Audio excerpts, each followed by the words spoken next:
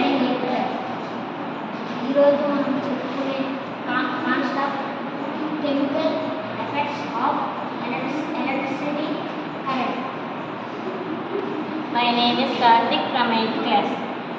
నేను ఈరోజు చెప్పబోయే కొత్త విషయం ఏంటంటే ఎలక్ట్రిక్ అనేది మెటల్స్ లిక్విడ్స్ ద్వారా పాస్ అవుతుందా, వెజిటేబుల్స్ ద్వారా పాస్ అవుతుందా లేదా ప్రాక్టికల్గా చెప్తాను. దీనికి ముందు మనకు battery of potato connecting wires యొక్క 2 చివరలను పొటాటోని కలిపి వేస్తే చూసారా బల్బు వెలిగింది. ఓ నిజమే. ఎప్పుడు కనెక్ట్ చేశారు ఇది? ముందుగానే కనెక్ట్ చేసి ఉంచాం.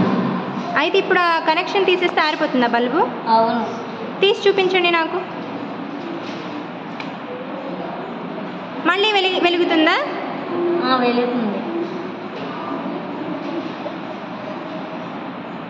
ఎస్ నిజమే. అంటే పొటాటో ద్వారా కూడా కరెంట్ పాస్ అవుతుందా? అవుతుంది.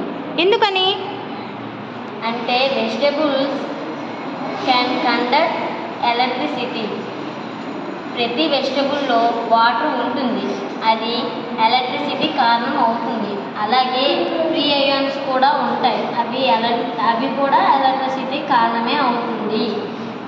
సో నాకు చాలా వాల్యుబుల్ ఇన్ఫర్మేషన్ చెప్పారు.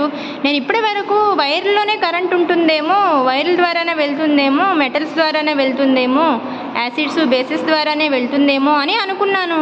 ఇలా వెజిటబుల్స్ ద్వారా కూడా కరెంట్ వెళ్తుంది అంటే నాకు చాలా ఆశ్చర్యంగా ఉంది. Thank you for this activity. Thank you Charan. Thank you Karthik.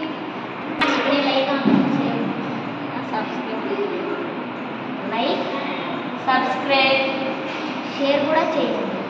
పక్కన గంట కూడా కొట్టండి.